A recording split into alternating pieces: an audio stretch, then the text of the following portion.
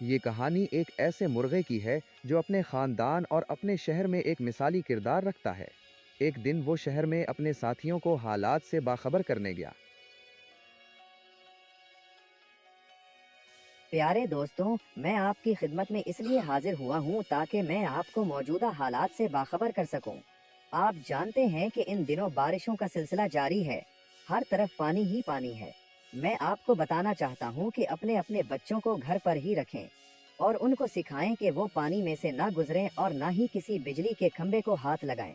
जब भी बाहर जाएं तो किसी घर के बड़े शख्स के साथ जाएं ताकि कोई जानी नुकसान ना हो और हमारा कीमती असासा महफूज रहे।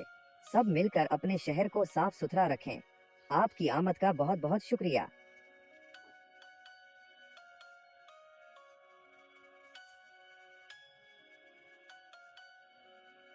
मुर्गा अपने प्यारे दोस्तों को हालात से बाखबर करने के बाद अपने घर जाकर अपनी बेगम से कहता है। मेरा आज का दिन बहुत अच्छा रहा। बहुत सारे लोग वहाँ जमा हुए थे। मैंने बड़ी खुशी से और खूबसूरती से उनको हालात से आगाह किया। सब बड़ी खुशी से सुन रहे थे। मैं जब इन दिनों कीमती जानों का नुकसान होता देखता हूँ, मुझे बड़ा दुख होता है। काश हमारे मुल्क में इंतजामात बेहतर होते। आप सुनाओ, आपका दिन कैसा रहा? मैं बिल्कुल ठीक हूँ। मेरा भी दिन बहुत अच्छा रहा। आप कुछ आराम कर लो। आप थक गए होंगे। तब तक मैं अपने अंडों को देखती हूँ।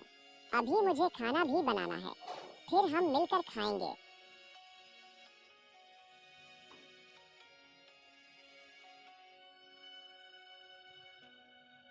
मुर्गी अपने अंडों को देखती है और बहुत खुश होती है और उनके ऊपर बैठ जाती है और एक अजीब सी खुशी महसूस करती है, जैसे सर्दियों में आग से होती है।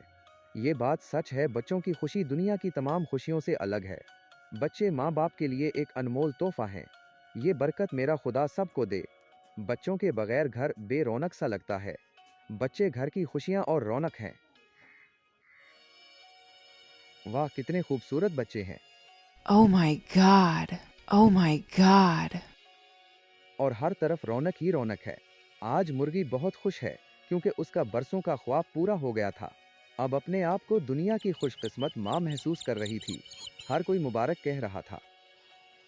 अगर ये कहानी आपको पसंद आई हो तो चैनल को लाइक, शेयर और सब्सक्राइब करना ना भूलें। मिलते हैं फिर आपको एक और खूबसूरत कहानी के साथ।